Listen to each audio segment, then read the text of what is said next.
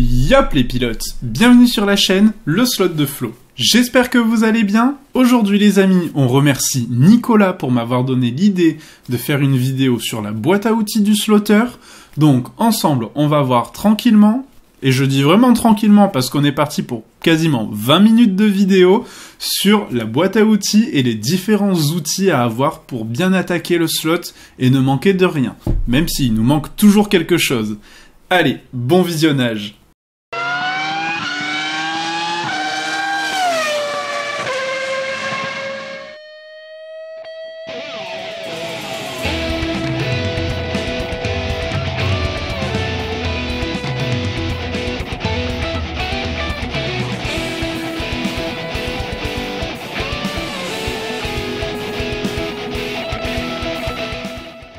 Essentiellement, les gros outils qu'il va vous falloir, ça va être, donc, bien sûr, un fer à souder pour, excusez-moi pour le bruit, donc fer à souder pour les câbles moteurs. Donc ça, c'est la première chose. Ensuite, deuxième chose, vous avez des bordures à mettre sur votre circuit, donc il faut savoir que les bordures, quand vous les mettez, c'est des petits clips qui se fixent sous le rail la plupart du temps. Si vous rentrez dedans une fois, deux fois, trois fois, il se peut que la bordure saute. Moi, ce que je fais, je les colle avec un petit point de colle de pistolet à colle. C'est facile à détacher, et j'insiste, c'est facile à détacher avec de petits pistolets à colle. Donc, je vous conseille vraiment, quand vous faites vos pistes, ou pour coller un petit aileron, pour recoller le cockpit, pour... voilà. Pistolet à colle, moi, je préfère... Alors, ça fait un peu plus de poids dans la voiture que si vous faisiez de la super glue, mais pistolet à colle, il faut l'avoir pas loin, je pense que c'est un indispensable. Donc, ensuite, une fois que vous avez ces outils-là, donc vous avez vu sur la vidéo tuto comment bien préparer sa voiture, on a besoin d'une Dremel. La Dremel, c'est pas une obligation, mais c'est vrai que c'est un bon achat. Vous allez quand même, si ça vous tient à cœur et si vous voulez vraiment faire du slot, vous partez sur le slot pour quelques années, je vous conseille une Dremel, ça sert toujours pour... régler la voiture, bien sûr, petit tournevis, cruci, plat. Il faut savoir que les vis d'origine en sortie de boîte sont souvent des vis cruciformes. Moi, les vis que je vous conseille en laiton de chez Sideway à chaque fois, ce sont des têtes avec tournevis plat. Donc voilà, allez, ça, tournevis, facile, vous vous en doutiez un peu. Ensuite, au niveau pièces détachées de la voiture. Pièces détachées de la voiture, il vous faut du pneu, les amis. Moi, j'ai cette grande boîte. C'est une boîte à perles que j'ai acheté une quinzaine d'euros à Cultura. Au scandale, 15 euros pour une boîte, c'est très cher. Écoutez, on s'en fout. Faites ce que vous voulez. Moi, celle-là, elle me convenait très bien. Elle se clip. Elle a des compartiments qu'on peut faire soi-même, ça m'allait très bien. J'ai ensuite utilisé des petites feuilles A4 autocollantes que j'ai achetées à Office Dépôt. J'ai imprimé dessus à chaque fois la référence de mon pneu par rapport à la petite box dans laquelle je l'ai mis.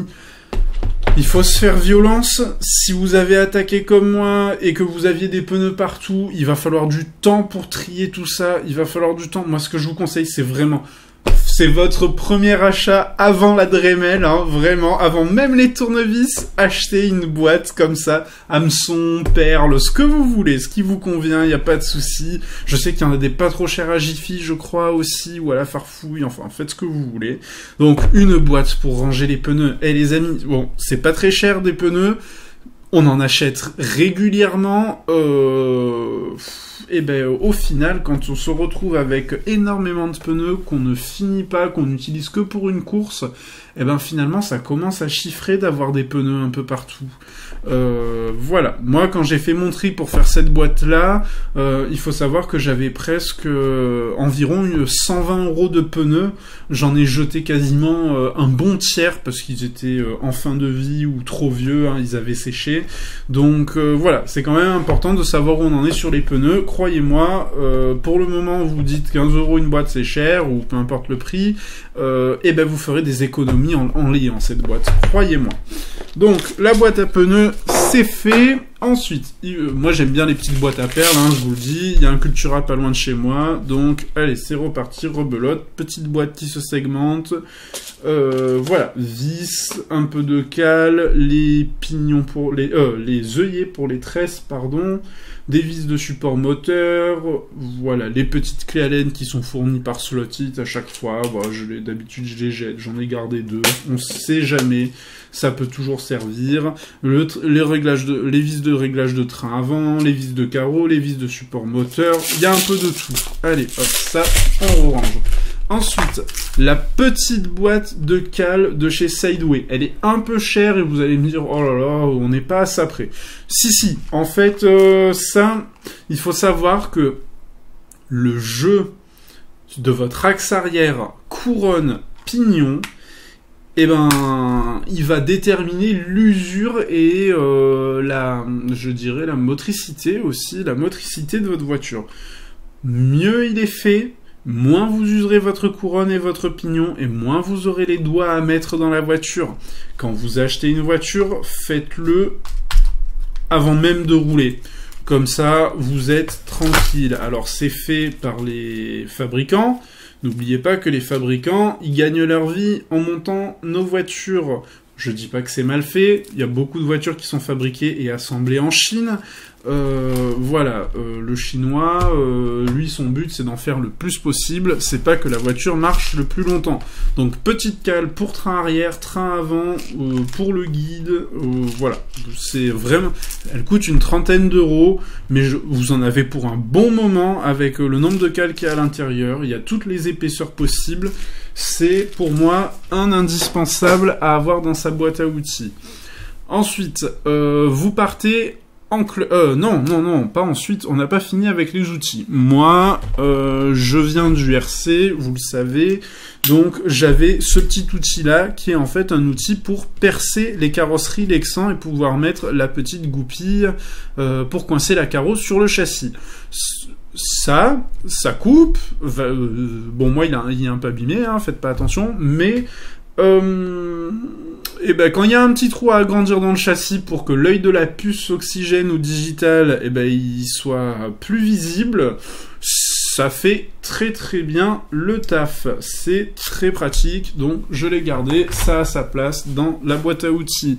J'ai 2 feutres aussi, 2 feutres, ça... Voilà, bon moi je prends Posca parce que c'est vrai que pour faire les lignes sur la piste, pour repérer les rails, ça marche très très bien. Voilà, en plus de ça, je les ai dans la boîte à outils parce que justement, on en revient aux pneus, Sideway note la dureté de la gomme sur le flanc du pneu, il n'y a pas toutes les marques qui le font. Donc, par exemple, BRM ne le fait pas. BRM, si vous enlevez vos pneus, vous les jetez au fond de la boîte à outils, vous savez plus lequel c'est. Donc moi, hard, soft, et on est bien. Je repère mes pneus comme ça de temps en temps, et comme ça, ils ne se mélangent pas. Ensuite, un petit ciseau, une petite pince pour couper les tresses, pour couper les câbles électriques du moteur. Si jamais vous recablez votre moteur, ça sert toujours. La petite pince, c'est une pince Tamiya à destination pour couper les plaques des pièces de maquette, vous savez, ça marche très bien. Moi, je m'en sers régulièrement pour biseauter l'avant des guides qui tapent souvent dans le fond des rails Scalex. Ensuite, cutter ou scalpel, vous faites comme vous avez envie, il n'y a aucun problème. Moi, j'ai un scalpel qui traîne, merci Game Workshop, donc c'est scalpel. Ensuite, on va rentrer sur les clés Allen. Les clés Allen, donc ça, elles sont pas toutes comme ça. Moi, elle est un peu spécifique. Celle-là, c'est une 1,5. Donc, ça reste du très petit, hein, on est d'accord. C'est simplement pour les Revo. Les Revo Slot ont des vis, notamment celle du guide, il me semble, où c'est du 1,5 en clé Allen. Donc, petite clé Allen de 1,5. Et en plus de ça, vous allez voir, hop, vous avez la petite clé Allen. Bon, là, elle est cassée, je suis désolé, les autres sont chez un ami, je les ai oubliés. Donc, petite clé Allen, ça, c'est un manche NSR, je crois. Taille Slottit en bleu, taille NSR en violet. Moi, ce que je vous conseille, c'est, vous voyez, le slot-it donc marche aussi avec les vis de train avant sideway. Donc parce que ça, les petites clés Allen comme ça sur les voitures, vous les avez, c'est les vis sans tête, les vis creuses pour les réglages de train avant. La slot-it est très fine, comme la sideway, et est très fragile.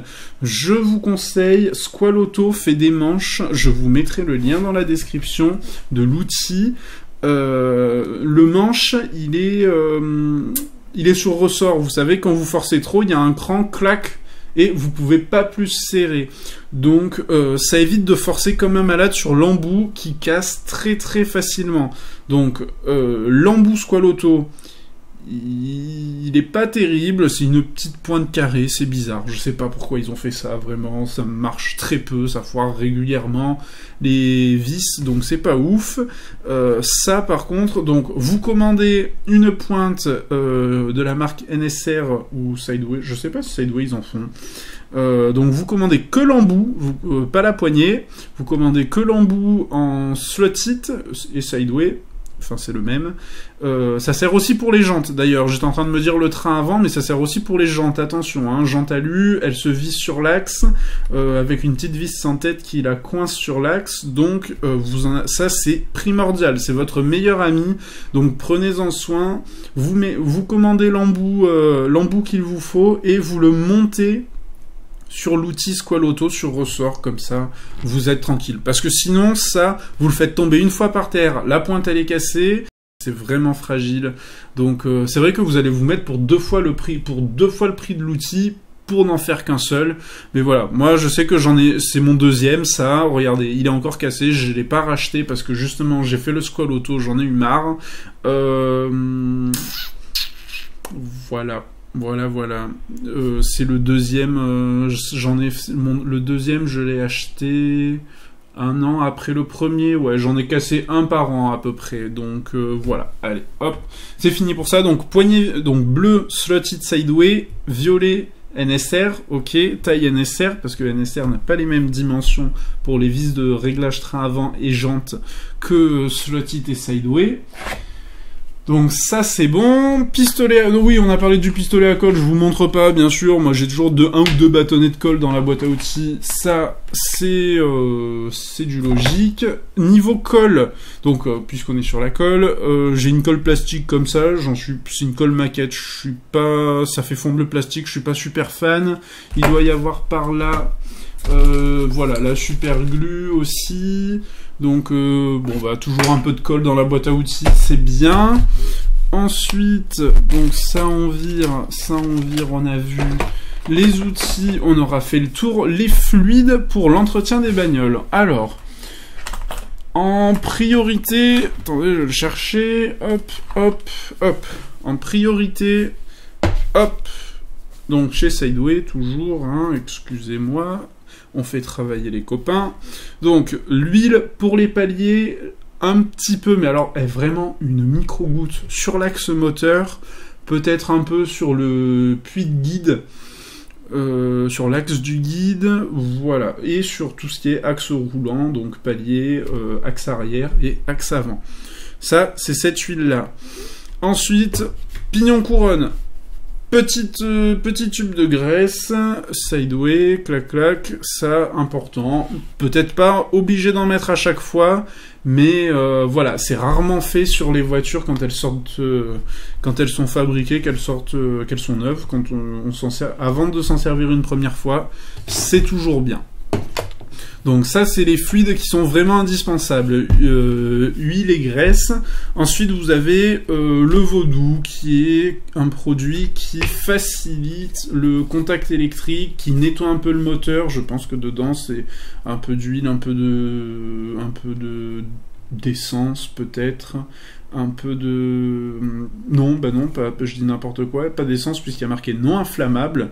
Bon, de l'eau déminéralisée, un peu d'huile, c'est pour favoriser le contact électrique et nettoyer votre moteur. C'est pratique, c'est peut-être un poil cher pour ce que c'est. bon, vous faites une qualif, vous en mettez un peu dans le moteur, vous en mettez un peu sur les tresses, vous avez pourri la piste pour le mec qui passe derrière vous, et vous avez fait une bonne qualif parce que vous aviez un meilleur contact électrique. Voilà, fin de la discussion, vous en faites ce que vous voulez. Mon pote à la compote, l'huile, c'est de l'huile, je pense. Je pense que si vous prenez de l'huile moteur, ça fait le même résultat. Mais voilà, donc le Coralie, traitement pneu pour ceux qui roulent sur Ninco, Carrera. Non, n'importe quoi, pas Ninco, attention, Scaletrix, Carrera, donc tout ce qui est piste glissante et lisse, pneus. Vous mettez ça sur les pneus soft et en avant, vous avez de la PEG comme un vrai slick. Donc pour les fluides, c'est ok, vous avez l'essentiel. Moi, le petit pot cracra, c'est de la pâte à fixe. Écoutez, quand vous avez le pignon ou la couronne qui sont tout noirs, plein de poussière, un petit peu de pâte, on prend une petite boule, on tapote le châssis, pareil pour les morceaux de gomme dans la carrosserie, c'est hyper pratique, ça dégraisse bien, ça fait le taf, voilà. En ce qui concerne les pièces, quand vous faites une course club, vous pouvez avoir différentes pannes. Bon, le moteur qui grille ou la manette parce que vous l'avez mal branché. Bon, le moteur qui lâche, ça arrive de temps en temps. Peut-être un petit moteur qui correspond à la catégorie que vous avez, ou l'idéal, un mulet pour que si jamais votre moteur lâche, vous aurez jamais le temps sur une course club de changer le moteur en entier avant de repartir. Vous finirez dernier. Donc, moi je vous conseille toujours un petit mulet. Une deuxième voiture préparée, c'est pas mal. Bon, pneus, on a fait le tour tout à l'heure. Donc, si vous êtes tatillon, faites gaffe quand même sur les courses club. C'est important d'avoir des tresses saines. Si vous avez des tresses qui sont ratiboisées, pareil, on a moins de contact électrique, on a moins de freins. Donc voilà, pour moi, dans la boîte à outils, avant une course, il y a toujours des tresses, il y a du câble moteur au cas où, parce qu'on sait jamais si on l'a fait un peu trop court, il faut vite refaire le câblage moteur pour arriver aux tresses. Il y a de ça, il y a toujours le copain, un petit morceau de papier ponce, ça peut être une lime à ongles pour le guide, pour affiner un peu le guide qui bloque à certains endroits de la piste, pour poncer un peu la carreau, le châssis, voilà, il y a toujours un petit morceau qui traîne. Il y a des guides parce que ça arrive qui cassent de temps en temps, donc des guides, du câble, de la tresse, des pneus, de la visserie. Qu'est-ce que c'est ça derrière? C'est encore un guide. Voilà, écoutez, on a fait un peu le tour. C'était une vidéo un peu tranquille. Voilà, parce que bon, c'est vrai que je vais pas faire une tonne de montage à chaque fois. Ça, voilà, ça prend du temps les vidéos, vous le savez, je vous l'ai déjà dit. J'ai un travail à côté, donc là pour cette fois-ci, c'est pas que je fais mal mon boulot, c'est que je me simplifie un peu la vie. Donc n'oubliez pas votre manette, ça m'est déjà arrivé, bien sûr, de l'oublier à la maison ou de l'oublier au club en partant. Donc la manette, et bien sûr vous avez vos voitures dans la caisse. Vous voyez la caisse Leroy Merlin, elle travaille, elle fait très bien le boulot. J'ai la place pour les outils. Hop, j'ai la place pour 5 voitures avec boîte. On peut en mettre bien plus si on met pas les boîtes et qu'on les met sur le côté. Vous voyez, regardez, je vous montre. Hop, là, des fois, quand je vais chez un copain pour la journée et qu'on sait pas avec quoi rouler, on en met clac, clac, clac, clac, clac. Alors, ça abîme un peu, mais bon, avec un torchon autour, ça le fait. Donc voilà. Et une dernière chose. Alors, une dernière chose, ça, je vous en ai pas parlé.